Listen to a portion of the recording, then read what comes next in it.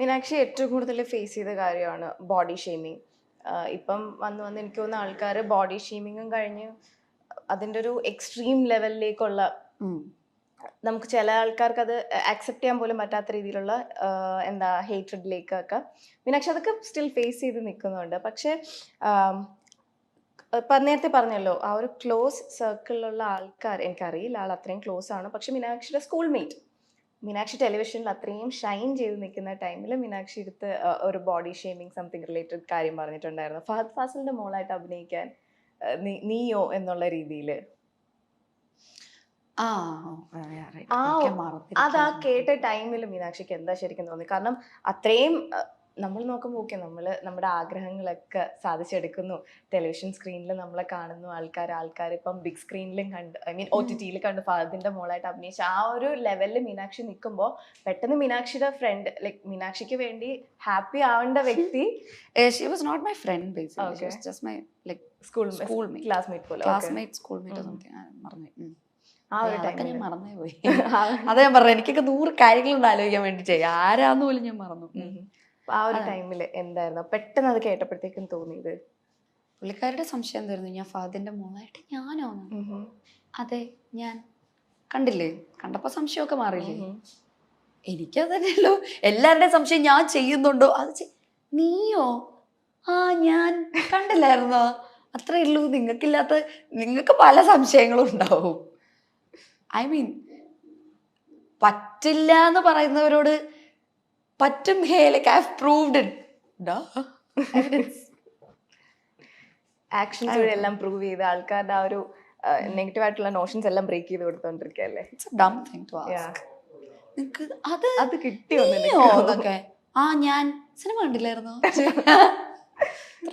മീനാക്ഷി ഉണ്ടെങ്കിൽ ആൾക്കാർ ഡെയിൻ എവിടെ നിന്ന് വെക്കും, ഡെയിനെ കണ്ടു കഴിഞ്ഞാൽ ആൾക്കാർ മീനാക്ഷി എവിടെ നിന്ന് ചോദിക്കും. ഇനി നിങ്ങൾ എല്ലാരും കൂടെ നിൽക്കുന്ന സമയത്താണെങ്കിൽ ആൾക്കാർക്ക് വേറെ ആരെയും കാണണ്ട, മീനാക്ഷി ഡെയിൻ മീനാക്ഷി DM MD, ഇതാണ് ഞാൻ എല്ലായിടത്തും ഞാൻ കമന്റ്സ് ഒക്കെ നോക്കുമ്പോൾ കാണുന്നത്. ഡെയിൻ എന്നൊരാളെ മീനാക്ഷിയുടെ കംഫർട്ട് ക്യാരക്ടറായിട്ട് കൊണ്ടുവരാൻ മീനാക്ഷി ഡെയിനിൽ കണ്ട ക്വാളിറ്റീസ് എന്തൊക്കെയായിരുന്നു? മേ ബി എനിക്ക് തോന്നുന്നു അവൻ ഭയങ്കര ഫണ്ണിയാണ്. നമുക്ക് ജോക്സ് ക്രാക്ക് ചെയ്ത ആളുകളിലേക്ക് എത്താനുള്ള ദൂരം വളരെ കുറവാണ്. ബിക്കോസ് നമ്മൾ തമാശ പറയുന്നവരുടെ അടുത്ത് നമ്മൾ കൂടുതൽ ടൈം സ്പെൻഡ് ചെയ്യും. പിന്നെ നമ്മൾ മനഃപൂർവ്വം സ്പെൻഡ് ചെയ്ത ടൈമും അല്ല. ബിക്കോസ് നമ്മൾ കൊറോണയുടെ സമയത്താണ് അവിടെ ഷൂട്ട് ചെയ്തിരുന്നത്. ആ സമയത്ത് നമുക്ക് വീട്ടിലൊന്നും പോകാൻ പറ്റില്ലായിരുന്നു. അപ്പൊ ഞങ്ങൾ രണ്ടുപേരും സ്ഥലത്ത് സ്റ്റക്കാണ്. ഞങ്ങൾ രണ്ടുപേരും ഡെയിലി രാവിലെ എണീക്കുക, ഞങ്ങൾ രണ്ടര മോൻ കാണുക, ഷൂട്ടുള്ള സമയത്ത് ഷൂട്ടിന് പോവുക, മിക്ക ദിവസവും ഷൂട്ട് ഉണ്ടാവും, ഷൂട്ടിന് പോവുക, ഇല്ലാത്ത സമയത്ത് രാവിലെ എണീക്കുക, ഡോർ തുറക്കുമ്പം അവിടെ ഒരു ഹോം സ്റ്റേ ആണ്, അവിടെ അങ്കിളും ആന്റി ഉണ്ട്, അങ്കിളുടെ അടുത്ത് ചായ ചോദിക്കാൻ നോക്കുമ്പോഴത്തേക്കും ഇവനെ രാവിലെ കാണുന്നത്. വേറെ ആരും ഇല്ല സംസാരിക്കാനൊന്നും. ഫോണിലൊക്കെ നമ്മൾ എത്ര നേരം ഇരിക്കും. ഞാനും അതെ അവനും അതെ, അധികം സമയം ഫോണിൽ അങ്ങനെ സ്പെൻഡ് ചെയ്യാൻ പറ്റില്ല.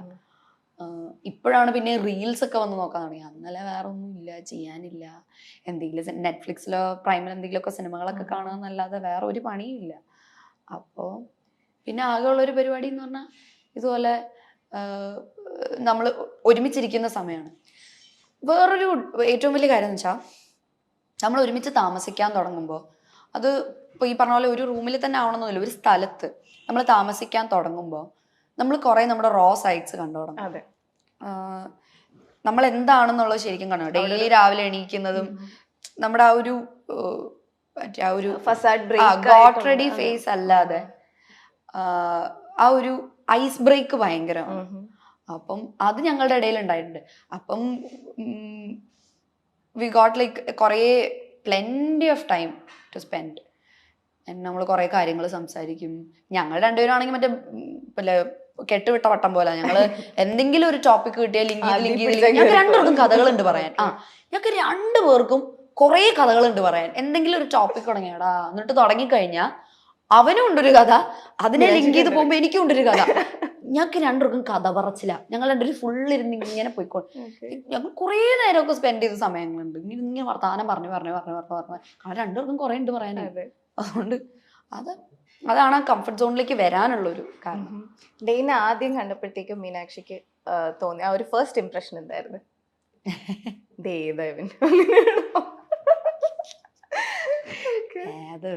ഞാൻ അവൻ്റെ അടുത്ത് പറഞ്ഞിട്ടുണ്ട്, എന്നെ കണ്ടപ്പോ എന്റെ ഫസ്റ്റ് ഇംപ്രഷൻ അത് കഴിഞ്ഞിട്ട് ഞങ്ങള് നായികാനായകനിൽ സംസാരിച്ചപ്പോ ഇവനെന്തോ എന്നോട് പറഞ്ഞൊരു കാര്യം എനിക്ക് അത്ര എനിക്ക് അത്ര ഇതായില്ല. അത് ഞാനോട് അങ്ങനെ ഞങ്ങൾ പിന്നെ അധികം ഫ്രണ്ട്സ് ഒന്നും ആയിട്ടില്ല. ഇവൻ അങ്ങനെ നായികാനായകയിൽ കണ്ടസ്റ്റൻസിനോട് അധികം സംസാരിക്കില്ലായിരുന്നു. അത് കഴിഞ്ഞ് പിന്നെ ഉടൻപണത്തിൽ വന്നു കഴിഞ്ഞിട്ടാണ് എന്തായാലും സംസാരിക്കണമല്ലോ, കാരണം നമ്മൾ രണ്ട് മാത്രമേ ഉള്ളൂ.